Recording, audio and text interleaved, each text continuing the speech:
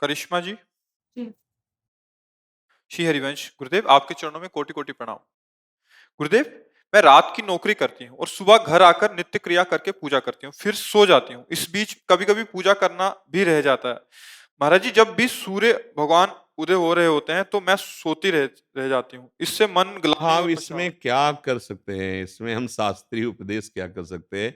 आप ही नहीं, ऐसे लाखों भाईजन हैं, जिनकी रात्रि ड्यूटी होती है। अब सोना तो उनको है ही, अब उनसे कह दें कि तुम 4 बजे, अब 4 बजे छुट्टी हुई, थके हुए आए, अब वो सोएँगे कि वो अर्घ पात्र लेके सूर्य की संध्या वंदन करेंगे? अब हमें लगता है कि जब वो जगें तब वो अपनी भगवत पूजा कर लें। वो भगवान भी जानते हैं और सूर्य भगवान भी जानते हैं कि रात भर जग करके इसने संसार में अपने कर्तव्य का पालन किया है। पर जो रात में जग के ड्यूटी की जा रही वो ईमानदारी से की जाए और बीच-बीच में नाम जप किया जाए। राधा, राधा, राधा, तो वो ड्यूटी भी भजन बन जाएगी। और जब सोने जा रहा हो तो प्रभु को प्रणाम करे कि प्रभु देख लो आप रात्रि भर जगे हैं। अब हमसे सूर्य उदय पे जगा तो जाएगा नहीं, हम सोने जा रहे हैं और हमारा प्रणाम, हमारी जो गलती हो क्षमा करना, सो जाओ। और जब जगो तब मान लो सवेरा है और अपने ठाकुर की सेवा कर लो और फिर खा पी के तैयार हो अपनी ड्यूटी में चले जाओ। फिर उसमें नाम जप करो, उस ड्यूटी को पूजा मानकर भगवान को समर्पित कर दो, भगवत प्राप्ति पक्की हो जाएगी। चाहे रात ड्यूटी हो, चाहे दिन ड्यूटी हो, हम भगवान की पूजा कर रहे हैं। सृष्टि भगवान की है, उसमें हम नौकरी कर रहे हैं। बोले रुपया लेते हो, तो रुपया लेते तो भगवान परिवार दिए हैं, उनकी सेवा के लिए है।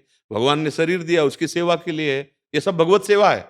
अगर अंदर से मान लो आप, नाथ सकल संपदा तुम्हारी, मैं सेवक समेत सुत नारी, तो सब पूजा ही है। आप सच्ची बात मान लो, केवल गलत काम मत करना, पापाचरण मत करना, तो सब पूजा हो जाएगी। बीच-बीच में जब याद आवे तो राधा, राधा, राधा नाम जप कर लो और जब आपकी ड्यूटी खत्म हो, वो पूरे समय को भगवान को समर्पित कर दो। और जब सोने जाओ बहुत ध्यान से सुना, तब भगवान को प्रणाम करो, प्रभु आप जान रहे हो मैं बहुत थक गया हूँ। अब हम सूर्य उदय का इंतजार करके नहीं बैठेंगे, अब हम प्रणाम करें, अब हम सोने जा रहे हैं नाथ। जब जगेंगे तो फिर हम आपको ये सोना भी समर्पित कर देंगे। हमारा शयन भी आपके जीवन, जो जीवन है ये आपकी पूजा के लिए। अगर सोएंगे नहीं तो इंद्रियां पुष्ट नहीं होंगी, विश्राम नहीं करेंगे, फिर अगले दिन ड्यूटी नहीं दे पाओगे। तो वो पूजा है। जैसे अर्जुन को नियत कर्म युद्ध आया तो भगवान युद्ध में लगा रहे, ऐसे आप जो भी कार्य कर रहे हैं ईमानदारी से, पवित्रता से, भगवत स्मरण करते हुए भगवत समर्पित कीजिए, वो पूजा बन जाएगी, वो भजन बन जाएगा। क्योंकि ये आपकी केवल बात नहीं, हमें लगता है करोड़ों लोगों की बात है।